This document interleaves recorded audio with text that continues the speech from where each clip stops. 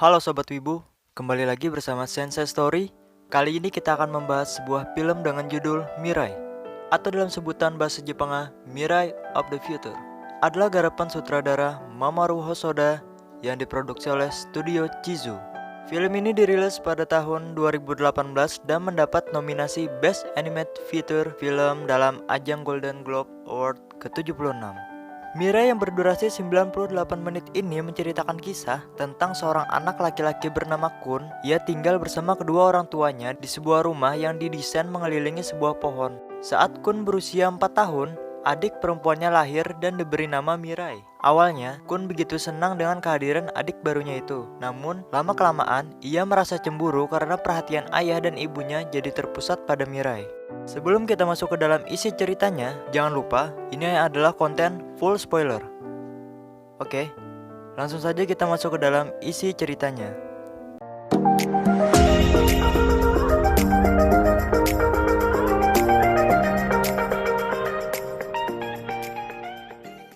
Kun adalah anak lelaki yang lahir dari ibu eksekutif dan ayah arsitek. Keluarga itu tinggal di rumah loncatan di Isogoku, Yokohama, yang dirancang ayah Kun di sekitar pohon. Tempat Kun menghabiskan hari-harinya bermain dengan anjing keluarga, Yuko, dan set kereta mainannya kesayangannya. Ketika Kun berusia 4 tahun, saudara perempuannya Mirai, yang dalam bahasa Jepang artinya masa depan, lahir.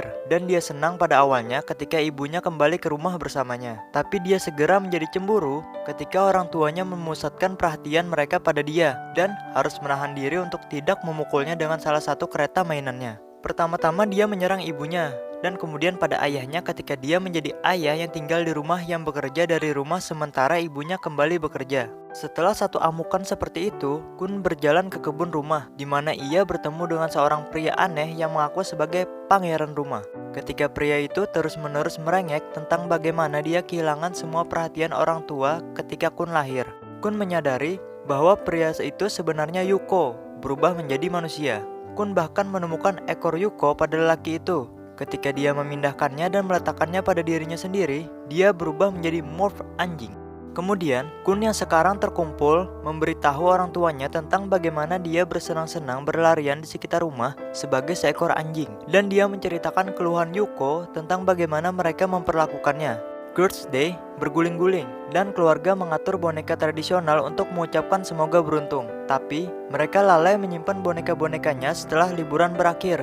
Frustasi lagi dengan fokus orang tua mereka pada Mirai, Kun berlari kembali ke kebun. Kali ini, ia bertemu dengan seorang gadis berusia sekolah menengah yang mengklaim sebagai Mirai dari masa depan, yang dapat dikenali oleh Kun dengan tanda lahir di tangan kanannya. Dia entah bagaimana kembali pada waktunya karena khawatir bahwa setiap hari boneka-boneka itu tidak disingkirkan, tambah 1 tahun sebelum dia bisa menikah. Setelah banyak keributan, masa depan Mirai mampu menyingkirkan boneka itu dengan bantuan dari Kun dan Yuko yang dimanusiakan. Nenek Kun menunjukkan foto ibunya saat dia seusia Kun, tapi dia terus menyerang ibunya dengan meninggalkan mainannya di lantai. Dia berlari ke kebun lagi, di mana dia diangkut beberapa dekade ke masa lalu.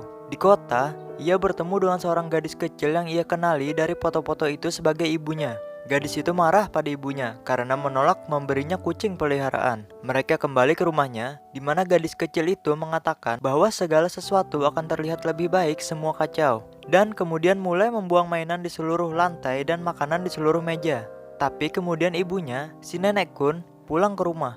Kun dipaksa keluar dari rumah dan meninggalkan pintu belakang. Tetapi dia mendengar neneknya dengan marah memarahi gadis kecil itu, dan gadis itu sedang menangis terseduh-seduh. Kun kembali ke waktunya sendiri dan sekarang menunjukkan simpati untuk ibunya, tetapi masih harus mengeluh dan merengek tentang setiap hal kecil. Kun mendapat sepeda dengan roda pelatihan untuk hadiah, tetapi ingin belajar bagaimana mengendari sepeda tanpa mereka setelah melihat anak-anak yang lebih tua dengan sepeda di taman. Ayahnya membantunya sebaik mungkin, tetapi Kun tampaknya tidak bisa menjaga sepeda tetap tegak. Ia kembali ke rumah. Kun berlari kembali ke kebun, di mana ia dipindahkan ke bengkel di pedesaan Jepang beberapa dekade yang lalu. Seorang pria muda dengan kaki yang terluka memperkenalkan Kun ke banyak kuda di dekat tokonya. Dia mengambil Kun yang awalnya takut naik salah satu kuda dan kemudian dengan sepeda motornya. Kembali di zamannya sendiri beberapa hari kemudian, Kun berhasil mengendari sepedanya menggunakan apa yang ia pelajari dari perjalanan sebelumnya, yaitu menaiki kuda. Ibu Kun menunjukkan kepadanya lebih banyak foto, mengungkapkan pria itu menjadi kakek buyutnya yang bekerja pada sepeda motor dan mesin di masa mudanya tetapi yang baru saja meninggal. Dan pada akhirnya, keluarga memutuskan untuk berangkat sehari. Tapi Kun sekali lagi melemparkan kecocokan karena tidak bisa memakai celana kuning favoritnya. Hal itu dikarenakan mereka berada di Minatu dan dia harus memakai celana biru dan kemudian lari untuk bersembunyi. Ketika dia keluar, dia menemukan seluruh keluarganya pergi. Di taman, ia menemukan stasiun kereta api yaitu stasiun Isogo dengan kereta yang hampir mendekat. Seorang anak laki-laki di akhir masa remajanya memperingatkan dia untuk tidak naik kereta api, tetapi Kun tidak mematuhi perintahnya. Kereta api membawa Kun ke stasiun Tokyo, tetapi di sana ia panik karena sendirian. Dia menemukan petugas yang hilang dan ditemukan yang membutuhkan nama kerabat untuk halaman, tetapi Kun menyadari bahwa dia bahkan tidak tahu nama orang tuanya.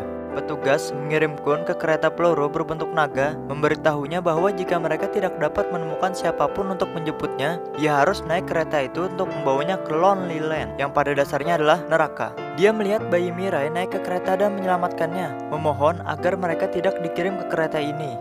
Pada titik ini, Kun akhirnya mengakui bahwa ia adalah kakak laki-laki Mirai, dan pelayan itu sekarang bisa memanggilnya. Bayi Mirai menghilang dan Mirai yang akan datang muncul untuk membawa Kun pulang dengan terbang di udara. Mereka mendarat di pohon yang menampung semua cerita rakyat keluarga Kun. Kun melihat bahwa ayahnya secara fisik terlalu lemah untuk mengendarai sepeda ketika ia masih muda. Ketika Yuko meninggalkan ibu anjingnya untuk menjadi hewan peliharaan. Ibunya berhenti menyukai kucing ketika dia melihat seseorang yang membunuh seekor burung. Perang Dunia II, pertempuran yang membuat kaki kakek buyutnya terluka, dan perlombaan yang ia jalankan untuk memenangkan hati nenek buyut Kun. Kun juga melihat masa depan dan menemukan bahwa remaja di stasiun Isogo adalah Kun masa depan. Kembali pada waktunya sendiri, Kun memutuskan bahwa dia dapat melakukan perjalanan dengan celana biru dan dia melanjutkan perjalanan dengan kedua orang tuanya dan adik perempuannya. Segitu saja teman-teman pembahasan film kita kali ini. Terima kasih untuk kalian yang telah menonton konten ini sampai akhir dan terima kasih untuk kalian yang telah menanti-nanti konten dari Sensei Story. Assalamualaikum warahmatullahi wabarakatuh.